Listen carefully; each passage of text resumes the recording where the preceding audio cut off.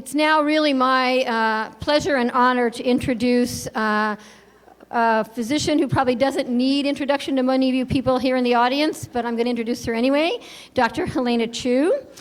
Dr. Chui is the chair of the Department of Neurology at the Keck School of Medicine at USC, principal investigator for the USC Alzheimer's Disease Research Center.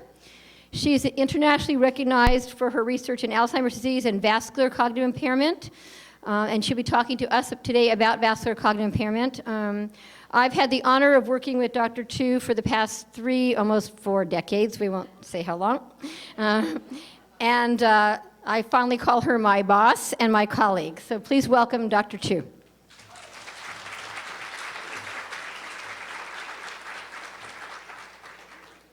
Can you hear me all right? No. Can you see me all right?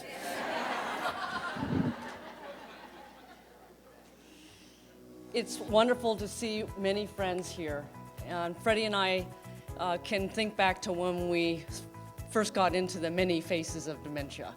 And that moniker has served us well because there's so much diversity in what those faces can mean. I see a lot of smiling faces today, and thank you for coming. Let's have a shout out for Freddie. You know, these conferences,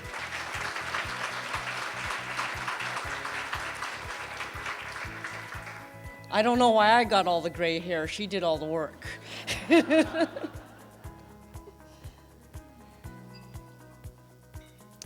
So this talk will be on cerebral vascular disease.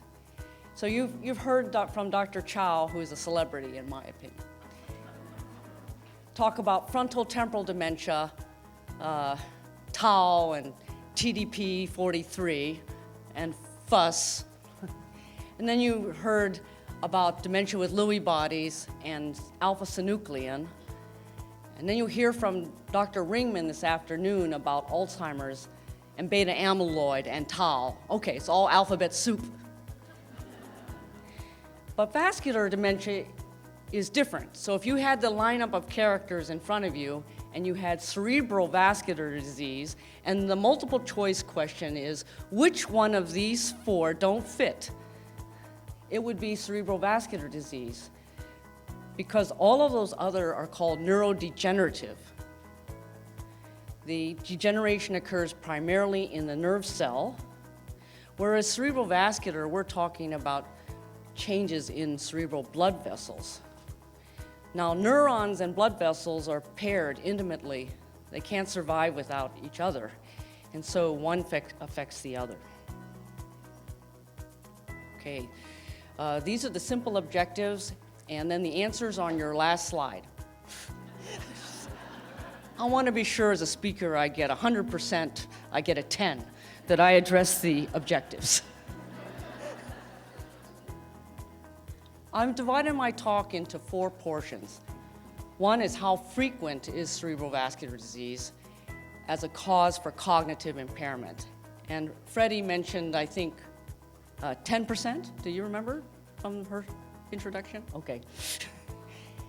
Then I want to address the title, how do cerebral vascular risk factors lead to cognitive impairment in dementia? And it's a little bit complicated. I'm going to lay out for you a train of events. And then what are the major cardiovascular risk factors? The 3 H's, high blood pressure, high glucose, high cholesterol, and atrial fibrillation, smoking. Fortunately, most of those things are treatable, unlike amyloid and tau and TDP-43. We hope to get treatments for those in the future, but right now we have lots of treatments for the 3 H's. And then I'll end with a research study that we are recruiting for at USC called Healthier Vessels, Healthier Brain. Now, the atherosclerosis risk and community study, which has been going on for 25 years, followed 16,000 people selected from the community, not from our memory clinics, or we see a lot of FTD, but from the community by going to, say, Medicare rolls or to community registries and picking people out randomly.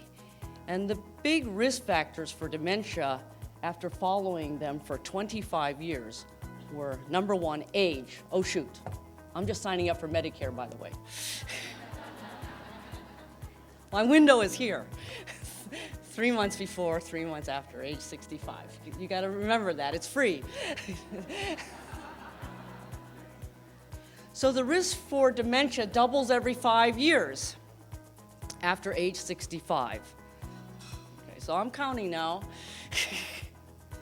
And then the second most common cause is apolipoprotein E4. It's a mouthful, so we just call it ApoE4. And we each have 2 copies of ApoE. The most common is to have ApoE3, but if one has a copy of E4, 1 copy, the risk for dementia doubles. And if 5% of us have 2 copies of ApoE4, and then the risk factor for Alzheimer's disease goes up tenfold. The next risk factor is diabetes. It increases the risk about 1.8-fold, then high blood pressure, 1.4-fold, and then having less than a high school education. Well, if you're all here, how many of you have less than a high school education?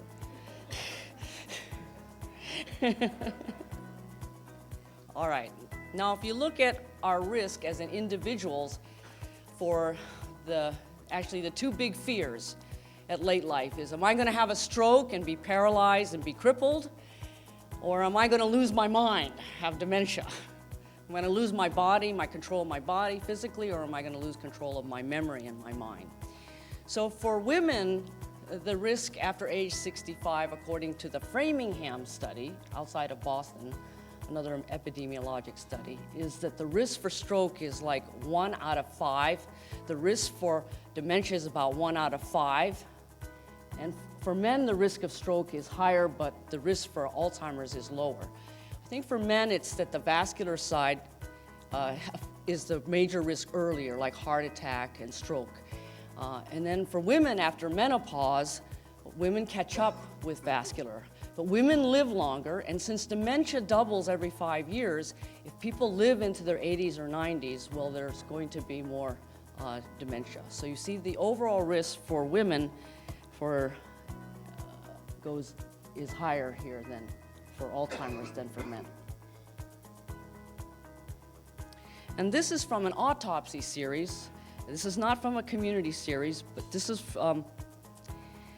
one of the only ways we can look at the relative contributions of neurodegenerative conditions like Alzheimer's and Lewy bodies versus vascular. Because it's still very difficult to know if a dementia that's slowly progressive is due to tangles and plaques.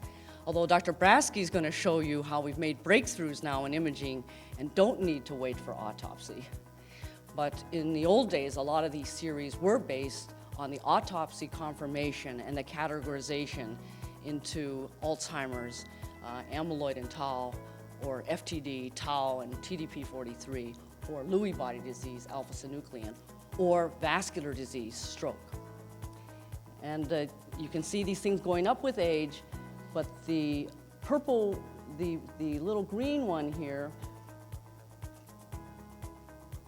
that's pure vascular dementia. It goes down a little bit with age, but then this purple one is mixed Alzheimer's and cerebral vascular disease, and that goes up with age.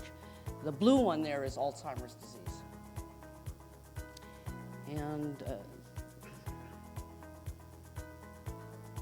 all right, so that's the overall frequency of vascular cognitive impairment. Now we'll talk about this, my conceptualization of how do vascular risk factors lead to cognitive impairment. So here you have vascular risk factors and cognitive impairment and functional impairment and a diagnosis of Alzheimer's, vascular cognitive impairment and dementia, or mixed Alzheimer's, vascular cognitive impairment and dementia. And here we have ApoE4, which is the most common risk factor for Alzheimer's. So the Alzheimer pathway, as we understand it now, goes through plaques and tangles that Dr. Alzheimer described in around 1906. And this leads to a loss of synapses, the connections in our brain, and then to a progressive decline in memory and cognitive abilities that we call dementia. The vascular pathway is through damaging cerebral blood vessels, cerebral vascular disease. We call the big ones atherosclerosis and arteriosclerosis. And this leads to vascular brain injury, strokes, big, medium, small, really little, strokes of all sizes. And the strokes damage and take away nerve cells and synapses too. And we can see those on MRI scans, and I'll show you some of those things. And then also a loss of cognition and functional activities, and also a loss of physical abilities like paralysis, numbness, loss of vision, loss of balance. So this is from the USC Imaging Laboratory, which Dr. Brasky is a member. This is, you've seen it on Time Magazine, National Geographic. This is the beautiful Mohawk brain. Some of us have hair like that. And so this is a map of the white matter connections. And it's just amazing to take a tour of the brain now and see how orderly the forest is and how the pathways are so specific. The circuitry is just gorgeous. There are 100 billion neurons in our brain. I use about 1%. And there are 100 trillion synapses. Okay, so the neurons are the little transistors, the little integrators of all this information coming in through connections that we call synapses. And this nerve cell integrates all this information and goes basically into a fire or no fire state, into a binary signal. So the nerve cell is an integrator of multiple signals.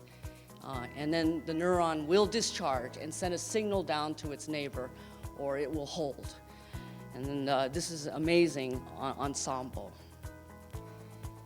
Now these nerve cells, and also there are glial cells, housekeeper cells, and there are scavenger cells. This is a very orderly city. It is an amazing orchestra. This is supplied and maintained by the blood vessels. Our blood vessels are just amazing. The capillaries, where all the action takes place, actually for each one of us is probably almost, the area is about the same size as this room. And if you took those capillaries and lined them up from end to end, actually they stretch from Los Angeles to San Francisco. So it's amazing you can pack all that into a brain. And our goal here today is to teach how can we keep the vessels as healthy as possible. So these vessels are bringing nutrients to the brain. The fuel for the brain is it's really glucose and oxygen. It's not gasoline, but it is, so our cars need gasoline and oxygen. Our brains use glucose and oxygen. I don't know what they use on the planet, the moon of Europa. I hear it's methane up there. So I don't know if it would be oxygen. It might be glucose and methane or something like that. But we use glucose and oxygen, and this has to be carried from the lung by the heart, pumping up to the brain. Here's the heart. The red is oxygenated blood, getting oxygen from our lungs up to the brain, down to the kidneys. Then it goes into smaller and smaller vessels, down to capillaries, which at that size, they're really small. It's like 10 microns. And our red blood cells, which contain hemoglobin, which contain oxygen, they are about 7 microns. So to get through the capillaries, they have to go through in single file. And when they're in the capillary, then the red cell will release its oxygen into the brain, and the glucose is just floating in the bloodstream. Well, the brain is making things as we speak. If you look at a glucose PET scan of a body, the thing that lights up is the brain. The rest of the body is supporting the brain. Isn't that a very neurological bias? It's all in the brain. And then the brain is making things, and right now we're even making that toxic protein called beta amyloid. So we have to clear these things out of our brain. So now the capillary is taking things from the brain back into the venous system, and the venous system then has to go out back to the heart, to the kidneys, and we, can I say, pee things out, or if it goes to the liver, we're detoxifying things. So high levels of blood pressure or glucose or cholesterol will accelerate the aging of our blood vessels. So we have a normal blood vessel here with different layers. There's an endothelial layer. This is a capillary. This is a cell lining the capillary. This is a larger vessel. This one has a muscular wall and then an elastic lamina, so that when the heart pumps, it's elastic, the blood vessel expands, and then when the heart is relaxing, then the blood vessel contracts. So it's kind of like a rubber band, an elastic lamina. And actually, as we get old, the vessel can get stiff and more like a pipe. So those are all parts of natural aging, but can be accelerated by these risk factors. And in addition, the cholesterol can cause inflammation that's shown here in yellow.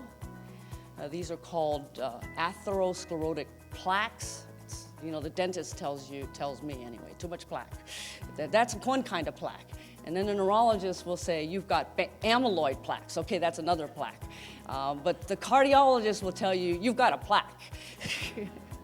These are all things. So the plaque is like this inflammatory lesion in the blood vessel wall. And this inflammation can cause platelets and other things to stick. And there's all kinds of inflammation, and you can get little clots that form, and then they can float up to the brain and block a vessel and cause a stroke. So neurologists talk about large vessel disease and small vessel disease. So when we say large vessel disease, we mean the carotid and the vertebral artery, 2 carotids in front, 2 vertebral arteries behind near the vertebra in the neck. Those are 4 main arteries going up to the brain. We call those the large arteries. And they break into an anterior artery, we call it the anterior cerebral artery, a middle cerebral artery, and a posterior cerebral artery. And those we also call large vessel. And atherosclerosis means hardening of these large vessels. And that process is accelerated by high cholesterol and inflammation of the blood vessel. Then the blood vessels get smaller, and they penetrate into the brain itself. And we call these medium and small vessels. So here's a vessel. You can see the brain around it. It's already inside the brain. And here's, this vessel is already thickened, too thick. Normally it shouldn't have this thickness. And this thickness has been caused by high blood pressure. And then in the eye, we can actually have a window onto the brain, because we can look at the back of the eye, and the arteries and the capillaries and the veins are seen. They're sitting on the retina. So actually the ophthalmologist can take a picture of our eye and get a really good idea about the health of our blood vessels. And in diabetes, there's a problem with the capillaries. And we can see a lot of changes in diabetes in the eye. Like here's a looking into the pupil, to the back of the brain, the retina, which is like the photographic film of the eye. And we can see the arteries coming out. And here would be someone with diabetes showing a little hemorrhage. You see the red dot, and then maybe a little stroke there at the back of the eye. And now with non-invasive measures called optical coherence tomography, just using lasers, the ophthalmologist can take a picture of the capillaries in the eye. And here would be a Photoshop of those vessels. This would be the macula, which is the point where we have the highest acuity, and there are actually no blood vessels there. So that's you've heard about macular degeneration. But here you can see that the blood vessels are thinning. The capillaries are thinning with progressive diabetes. We can't see these capillaries in the brain yet with our MRIs or PET scans, but we can see them at the back of the eye. So stroke. Stroke comes from something you think of as fast, right? A stroke of bad luck, or hopefully a stroke of good luck, like winning the lottery, a stroke of the bell, something quick. So here's someone we know standing around talking, and then a second later falls to the ground and is paralyzed on one side. That's a stroke. We also call it a brain attack. It's almost like the equivalent of standing around, all of a sudden having a clutching pain in your chest and having a heart attack. Both a stroke and a heart attack, a brain attack and a heart attack are the same physiology. The artery is clogged, it's blocked. The brain can also have another kind of stroke where the blood vessel breaks. So we have two types of strokes. But the symptoms of a stroke can be there's suddenly a change of the face, the arm, and the leg on one side. If it's just the face alone and not the arm and the leg, it could be just a Bell's palsy, okay? Or if you wake up at night, like I do, and my hand is all asleep, but my face is okay, and my leg is okay, well, then I don't need to call 911, because that is probably because I just slept on my arm. Okay. But if you wake up, or your family member wakes up, and the whole side of the body, face, arm, and leg, are weak or numb, this could be a stroke, because it's happened all of a sudden, right? Speech can get slurred, and another thing is a person could become very ataxic. It could be the inner ear, but it could be the brain stem as well. If you're not sure, just act fast, call 911. The paramedics will come, ambulance will be called, person will be taken to a stroke center, a primary stroke center or a comprehensive stroke center. Here you can see the carotid artery and a little blood clot in the carotid artery, and then a shadow of death over the brain. Gotta act fast, because the ambulance will call ahead to the hospital, say, I have a stroke code coming, get the CT scan ready, get the clot buster ready. Patient goes right into the CT scanner, and we look. If the blood vessel was clogged, we call it an ischemic stroke, blockage, ischemic stroke. And actually on a CAT scan, we don't see much. Are any neurologists in the room? Can you see any stroke here? Maybe here. There's a little swelling here, but I don't think many of you could see that. But what we're looking for is there any hemorrhage? This is white here. This is a CT scan where the skull is white. The bone on the CT is an X-ray. So remember, when you get an X-ray, your bones look white on an X-ray. So on a CT scan, the skull looks white, this bone here, calcified, And the blood is also pretty dense, not as dense as calcified skull, but it looks white too. Okay, so this patient has had a stroke, so has this one. Both of them have weakness on the opposite side. This is actually the left side of the brain. It looks like it's your right side. I don't have left-right disorientation, but let's say this is the left side of the brain. This would cause a right-sided weakness. So both people here have right-sided weakness, but one has had breakage of a blood vessel causing a hemorrhage, and the other one has had a blockage of a blood vessel causing an ischemic infarct. This is the person who would be a candidate for a clot buster, we call it TPA, which can be given through the vein within 3 hours to break up the blockage in the artery. And now we also have the possibility of going in with a catheter into the artery itself, usually puncturing the femoral artery in the groin, threading a catheter up inside the artery, and putting out a little corkscrew to go into the clot, and then to pull the catheter back out. This is called a thrombectomy. So the interventional neurosurgeon or the interventional radiologist can go in and physically pull the clot out. And this window of opportunity is about 6 hours. So we have to act fast. Time is brain in the case of stroke. Now there's many kinds of vascular brain injury. This is an ischemic stroke, a big one. This is a little one. These are white matter changes due to narrowing of blood vessels coming from the outside of the brain, going deep to the brain. These can occur very slowly, whereas these are quick strokes. This is a slowly progressive thing. And so it can mimic neurodegenerative disease. This white matter problem can mimic the slowly progressive history of a neurodegenerative disease.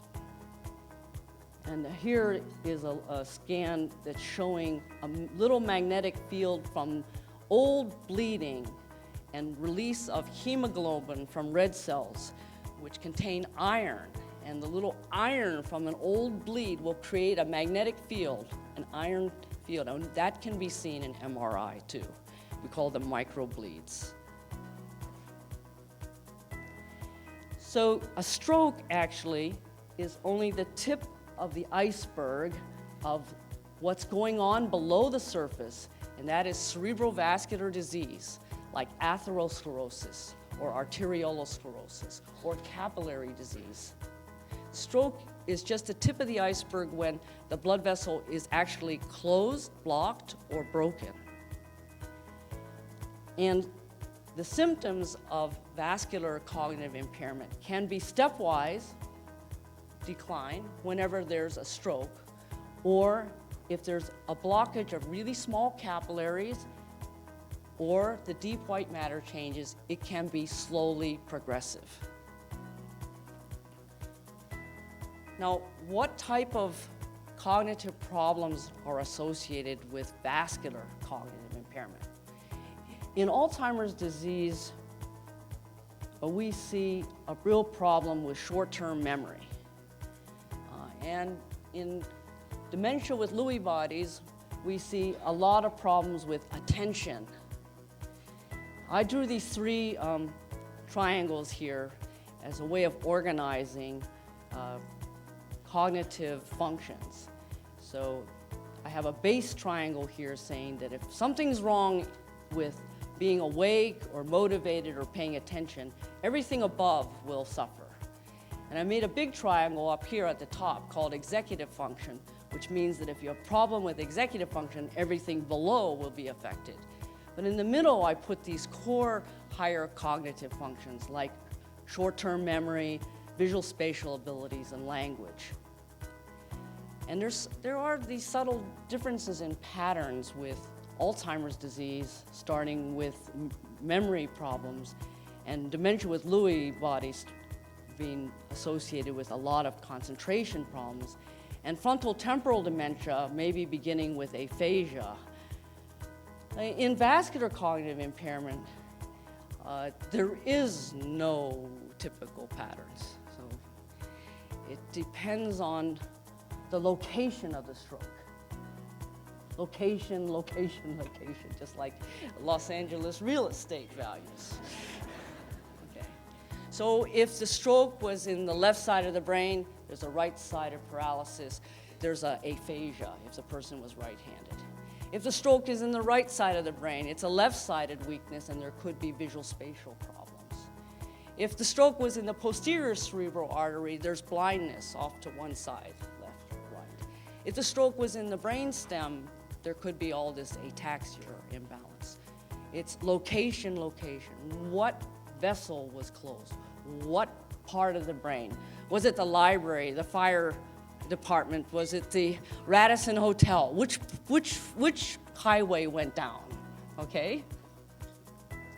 But if there was white matter changes, slowly progressive, or if there were little strokes in the deep brain, most of the time there's an impairment in executive function.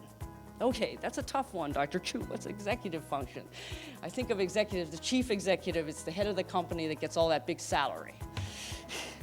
Okay.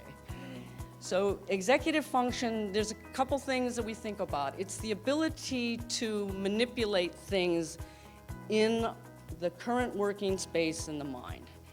It's not just rote repeating it backwards, but you have to hold one thing in mind and do two things at once. It's like double tasking.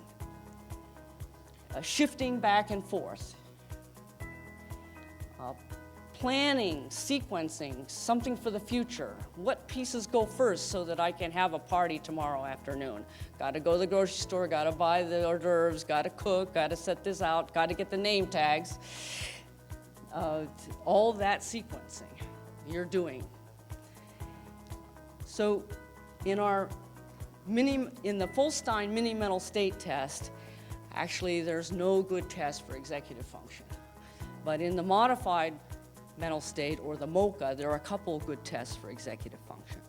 One of them is the TRAILS-B test, where there are circles with numbers and letters, and the task is to connect a number to a letter to the next number letter. One has to alternate between number letters. So the alteration is an executive task. So here's a patient we saw a couple weeks ago who got 1A, 2B, 3C, 4D. So he lost the task here. And actually, this we found correlates with, if you can't do this TRAILS-B test, actually the risk for driving is higher. The risk for driving accidents is higher. And here's another test that's good for executive function called the clock drawing test. There's 3 parts to this test that we score. And the last part is a good executive function test. So the first one is draw a circle, 1 point. Put the numbers on the circle. This is a good visual spatial task. And the planning of it can be an executive task, so 2 points. And then the third one is a little bit of a trick. Please draw the hands at 10 past 9. Whoops. So what's the error here? The long hand should be over by the 2, because this is where 10 minutes is. So this is the trick part of this test. This is the executive. The reflex is to go exactly to 10. But one has to convert the 10 to 10 minutes and know it's at the 2. So that is the executive. It has to suppress the automatic reflex to go to the 10. So here's an individual with an MRI scan showing an infarct here in the left frontal, remember the directions are backwards. This is because when a patient goes into an MRI scanner and the technician is sitting in the control room, they're looking up from the patient's feet to their head. So the right is over there and the left is over here. And Dr. Chow, I still can't do this very easily. I still prefer to think of myself as the angel looking from the top down, right? But now I have to go from the boots up. Okay, I don't know how you do it, or Dr. Ringman. So this is on the left side of the brain, even though it looks like the right. So there's a stroke here, and an old stroke back here. This is an MRI scan. Okay. And actually, this is a special MRI sequence. Doesn't look as pretty as here, but it is showing swelling of the brain. This is showing intracellular swelling of the brain. This is called a DWI sequence, and it is showing an acute stroke right in here. It's just a little swelling. You see, this would go actually in here, this piece. So this individual had a vascular cognitive impairment and now has an aphasia, a language problem. And it was a stepwise decline, like you'll hear in the textbooks. And this is another individual who has had some high blood pressure and loves to eat red meat and has high cholesterol and actually had a slowing of their walking and just kind of a problem with executive function. And what we see on the MRI scan is all this white matter change with atrophy. The ventricles are big, the sulci are wide, and there are a few strokes here. One little one there. There's actually something down in the cerebellum here, and there's something in the brainstem there. Had too much coffee. So this has a slowly progressive decline, not a stepwise decline. There was a step too, but for the most part, slowly progressive decline.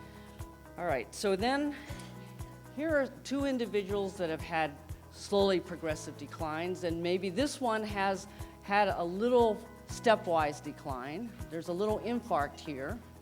So we would say, oh, there's vascular disease here. And this little picture over here is an amyloid PET scan that both Dr. Ringman and I think Dr. Brasky will tell you more about.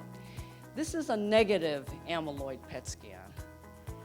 Here's another individual that has a lot of white matter change, but I don't see any small little infarcts. And this is a positive amyloid PET scan. So this is a person we would diagnose as pure vascular cognitive impairment and dementia. And this person would be a mixed vascular cognitive impairment with Alzheimer's disease. And remember, as we get older, we are vulnerable to getting a mixture of problems. So in summary,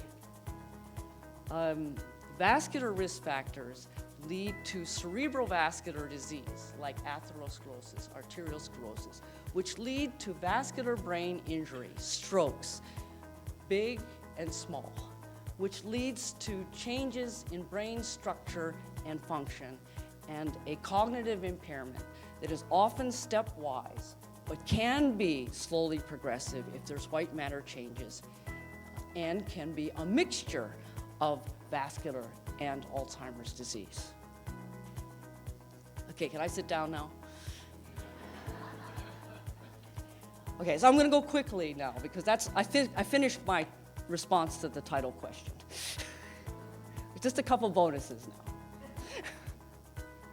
Okay, so what is my risk for heart or brain attack? So you can go Google risk factor for stroke, and here's one. So you have it in your handout. What is age? 62? Cholesterol 185, HDL cholesterol 74. Oh, that's pretty good. Systolic blood pressure, the top number in the blood pressure 120. Okay. Oh, you know, this is me.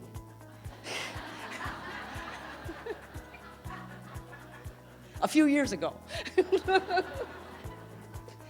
So here I am, and my risk factor a few years ago for heart attack is 2.8, but if I were male, it would be 5.5. And here's my risk, 10-year risk of a stroke, 5.3, and if I were a male, 5.7.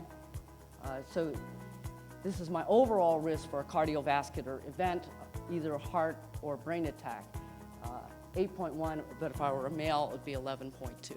Okay, so everyone, you can take your future into your own hands, or you can tell your patients and your clients they can do this. You can run what your 10-year risk is for a stroke or a heart attack. And then you can go out and change your numbers.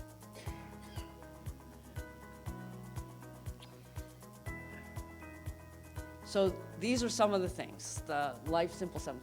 Get active. Okay, so I was puffing up to my clinic. My clinic's on the 3rd floor in the clinic building, so I go up that.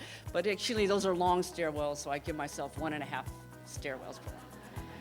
Then yesterday, after my meeting, I went to the hospital. I went up to the rehab unit. That's the 3rd floor, too. That definitely has 2 stairwells per floor.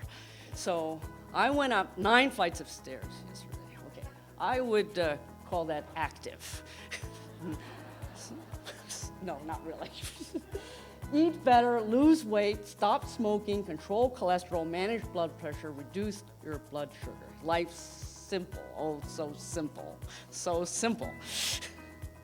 Okay, so here's a good thing to think about.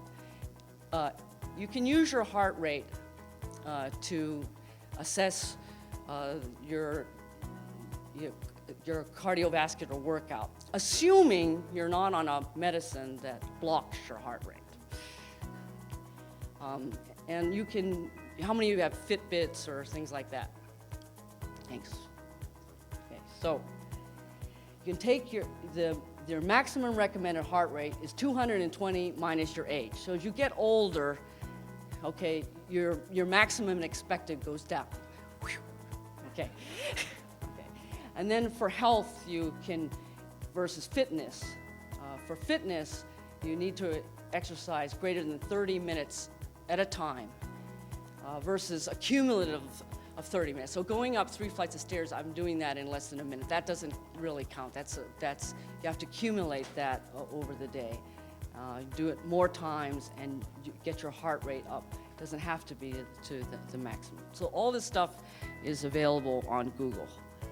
And then healthy living, healthy diet. A Mediterranean diet is a good one. Actually, there's a lot of controversy about the old food pyramid, and a lot of interest in the Mediterranean diet, olive oil and omega-3 fatty acids versus omega-6 fatty acids.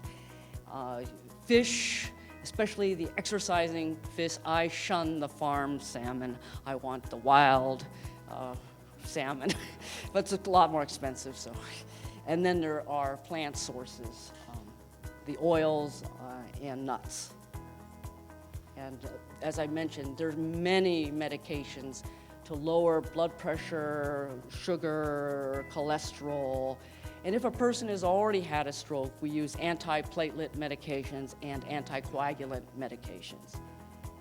Actually, the good news is from the Framingham study that the risk of vascular dementia between 1978 and 2008, over 30 years, declined from 0.8 to 0.4. During that time, people gave up smoking. That was a very successful public campaign, but weight increased. And so did diabetes. There were a lot more people taking antihypertensive and lipid-lowering meds. But it's possible that the risk of vascular dementia will go up again. So finally, at USC, we are recruiting for a observational study, no treatment medications, following people longitudinally, focusing on the capillaries and the interaction between the capillaries and the neurons, something we call the neurovascular unit. Here's a little cute picture of the heart going along with the brain. We are recruiting people with vascular risk factors like, and especially diabetes, early diabetes, not needing insulin, and we are running memory tests and brain scans on an annual basis, like this, including PET scans and cerebral spinal fluid evaluations. And this is our clinic at USC, and hopefully you can answer the 3 objectives. Thank you.